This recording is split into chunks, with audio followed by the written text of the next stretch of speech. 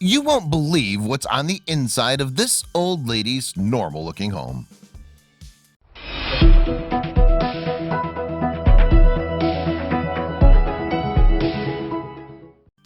Just like the TARDIS in Doctor Who, some residential properties can really surprise you when you walk through the front door.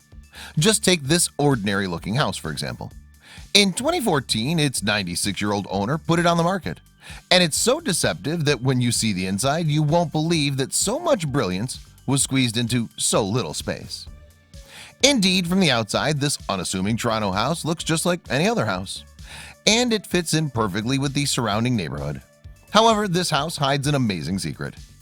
You might think that a glimpse at its backyard would reveal some hint of the treasures inside, but alas, the modest garden mirrors the front exterior completely.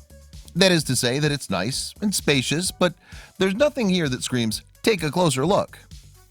Nevertheless, we will look closer. Further into the garden, for instance, you'll see lovely swan planters and a healthy amount of astroturf.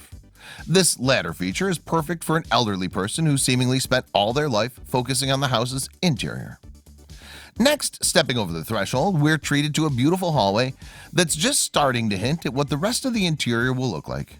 Indeed, the patterns on the mirror and cabinet, the lovely wall light, and even the flooring and wallpaper bring to mind a certain time period.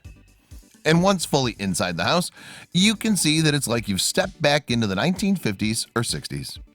The owner at that time was a seamstress with a talent for knitting, and the home had belonged to her family since 1942.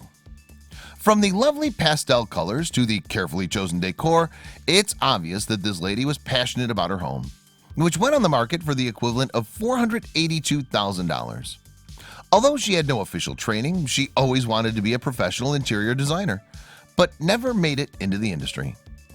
At 96, I'm finally getting recognized, the owner said, according to HGTV Canada.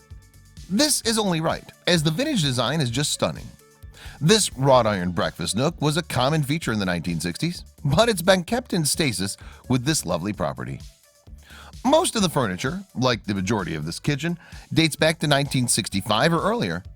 The Moffett stove, for example, is still perfectly functional and has been since the 1950s. I've always tried to be individual and follow my own style, the owner explained. I like soft colors and I like things to match and flow well together, she continued.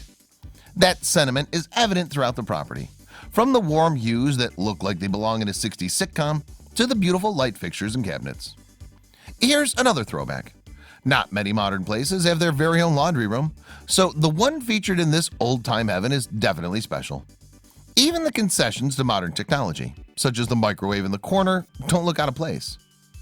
The bathroom on the lower level is decorated in warm peach tones, and the shower is a cool shade of lilac. That also fits with the owner's style, as she said, "I prefer tone to tone to bright colors." And the basement of this wonderful property is just as beautiful and in keeping with the vintage aesthetic as the rest of the house. It looks like something out of an old-time movie, an adult recreation space with its very own wet bar. The bright colors of the cerulean blue rug and lamp, as well as the emerald cushions, stand out against the wooden paneling perfectly. And that huge, sword-decorated fireplace is just asking for a roaring flame, and it's great to warm up those cold Toronto winter nights. It's further fully prepared to entertain guests, as the folding chairs and card table in the background can testify.